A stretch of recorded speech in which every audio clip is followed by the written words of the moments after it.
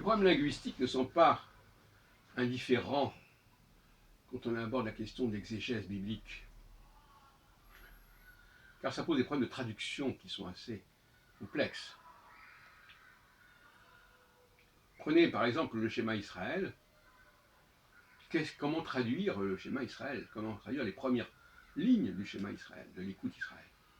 Le schéma Israël, Adonai, Yahvé, Elohéinu. Alors, Elohéinu, d'abord. Qu'est-ce que ça veut dire Elohéinu? Grammaticalement.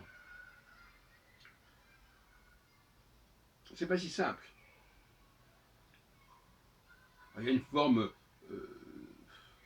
moderne qu'on voit dans les dictionnaires Elohim, Shelanu.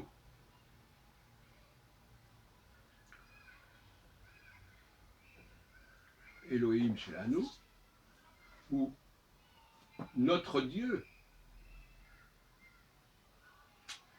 C'est pas clair, c'est pas clair.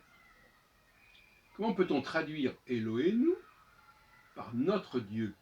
Alors ça peut vouloir dire notre Dieu à nous, effectivement, mais ça peut aussi vouloir dire nos dieux. Alors comment distingue-t-on en hébreu, comment traduit-on en hébreu différemment notre Dieu et nos dieux? Alors, comment on traduit? Mais ça vaut pour d'autres choses. Par exemple, Bnei Israël. Bnei Israël, ça veut dire les fils d'Israël.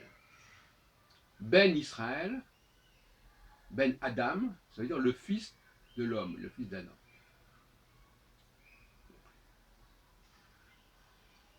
Mais, si on voulait dire les fils d'Adam,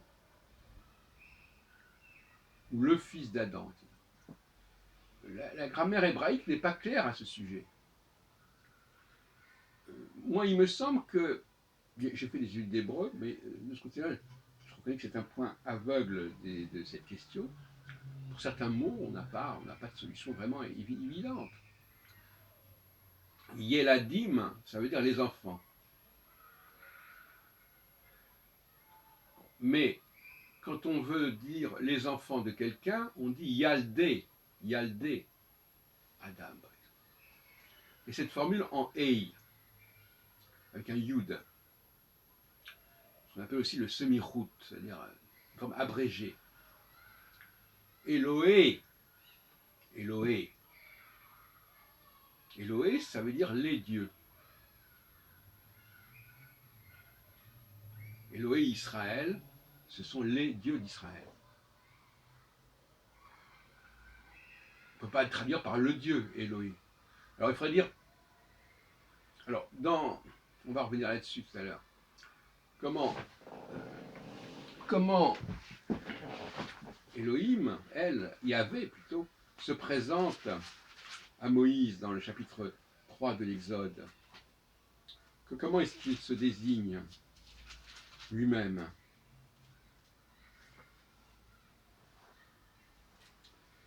Elo.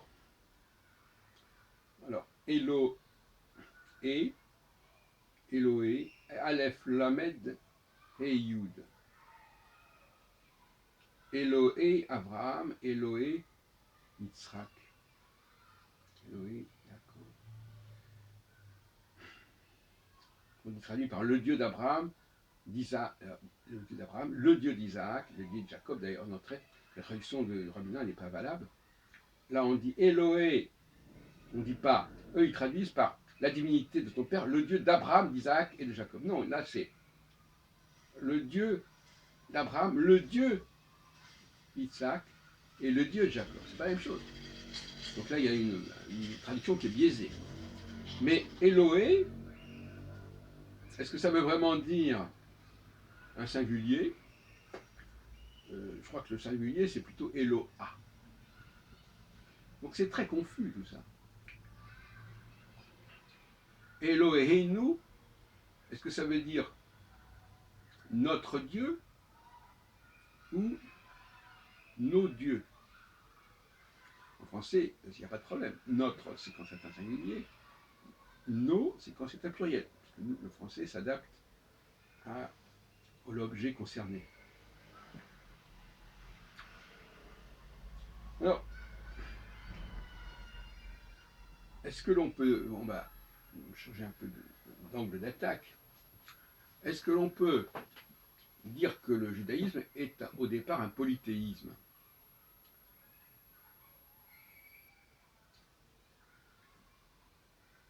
Je note que par exemple dans les actes des apôtres, qui sont un document extrêmement intéressant, puisqu'il reprend, il récapitule toute l'histoire qui est racontée dans la Genèse et dans l'Exode. On a un résumé tout à fait sidérant et remarquable quelque part. En quelques pages, il résume toute l'histoire depuis Abraham jusqu'à l'affaire de Moïse et au-delà. Alors nous avons l'expression nos pères. Alors nos pères, ce sont le Dieu de nos pères. Mais ça pourrait aussi bien dire les dieux de nos pères, puisqu'on vient de le dire à l'instant. Yahvé se présente à Moïse en disant je suis le Dieu d'Abraham, je suis le Dieu d'Isaac, je suis le Dieu. Donc c'est plutôt les dieux de nos pères que le Dieu de nos pères. C'est une évidence, n'est-ce pas?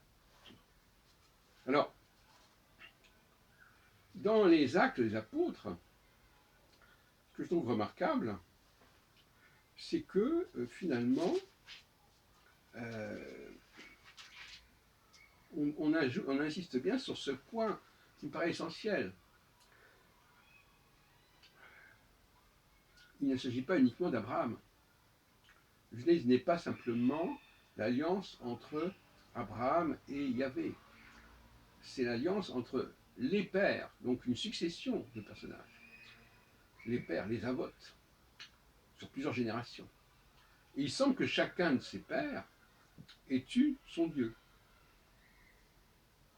Et donc, il y a une sorte de trinité, si on peut dire. Trinité, le Dieu d'Abraham, le Dieu d'Isaac, le Dieu de Jacob, et Yahvé serait, en quelque sorte, constitué par cette trinité. C'est intéressant, parce qu'on retrouve la notion de trinité, comme chacun le sait, dans le christianisme, sous d'autres formes, bien entendu. Mais je pense que Yahvé est trinitaire. Voilà. On ne peut pas parler de polythéisme au plein sens du terme, il est trinitaire. Et c'est répété en permanence, en fait. Donc, les traductions du schéma Israël, en plus, quand on sait qu'on traduit Yahvé par, on rend Yahvé, parce qu'on n'a pas le droit de le prononcer en hébreu chez les juifs, par Adonai, ce sont mes seigneurs. Ben justement, si Yahvé est trinitaire, on peut l'appeler mes seigneurs. Hein, bon, c'est clair ça. Ce qui est amusant, c'est que les juifs ironisent souvent sur la trinité chrétienne, alors qu'eux-mêmes, ils en sont le véhicule. C'est assez comique comme situation.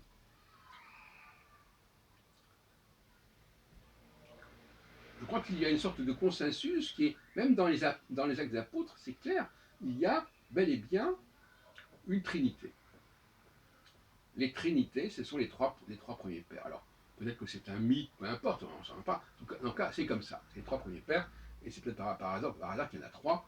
On aurait pu en mettre plus, puisque finalement, Jacob a eu aussi, c'est le cas de le dire, il a eu toute une ribambelle d'enfants, et il pourrait effectivement, y avoir aussi un de ses enfants, Joseph ou Judas, qui serait un quatrième patriarche, on peut dire. L'ancien, qui est un texte très important chez les Juifs, c'est Pirkei Avot. Donc ça s'appelle aussi, ça veut dire les chapitres des pères. Donc, quand on dit mot père, ça n'est pas tout à fait juste. Quand les Juifs disent mon père, ils ne s'adressent pas à Yahvé. Les pères, ce sont ceux qui ont eu le culte de Yahvé. Là aussi, il y a une ambiguïté. On est passé du mot père pour désigner les pères du judaïsme au mot père pour désigner l'objet du culte lui-même. pas clair non plus tout ça. Avinu, etc.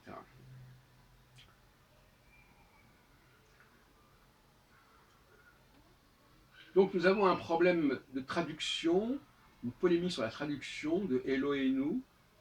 Moi je dis que ça reste à discuter, que c'est flou, que le Eloheinu, c'est comme le Bnei, le Ei, c'est le pluriel, auquel on rajoute un suffixe possessif.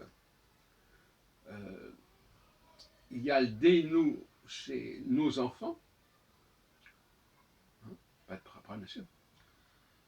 Autrement, c'est Yah. Alors, justement, c'est la question. Beiteinu, c'est. Moi, je suis peut-être complètement débile en hébreu, mais comment dit-on notre maison? C'est comme si on pouvait dire facilement Beiti, ma maison, Beitehem, etc. Mais notre maison, pour la distinguer de nos maisons, à mon avis, moi je demande que quelqu'un me explique ce qu'il en est, parce que ce n'est pas clair. Apparemment, la construction au niveau du pluriel est déficiente en hébreu.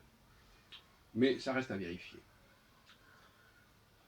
Et de toute façon, le contexte semble bien indiquer le fait d'utiliser Adonai, le fait de répéter que c'est le Dieu, et d'abord d'Isaac, et ensuite, et chaque fois, d'ailleurs dans la Genèse on le rappelle, chaque fois il y a un Dieu supplémentaire qui s'ajoute, hein, au fur et à mesure du parcours de la Genèse.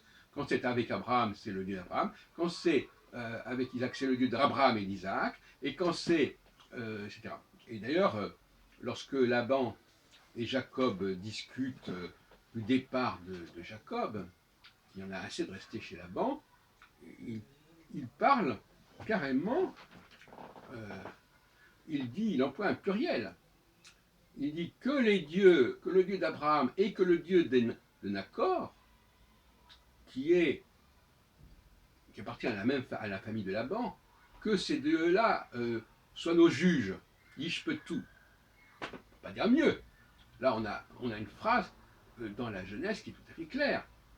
Que le Dieu d'Abraham et le Dieu de Nacor soient nos juges pour sceller notre accord. Yishpetu, qu'il nous juge. C'est un pluriel. Donc, voyez-vous, on n'a pas pu, ce qui est intéressant, c'est que quand on veut modifier les textes, on ne le fait jamais parfaitement. Donc par conséquent, il y a toujours des éléments qui viennent en dissonance. Donc restons sur l'idée que le judaïsme est une religion avec un Dieu trinitaire.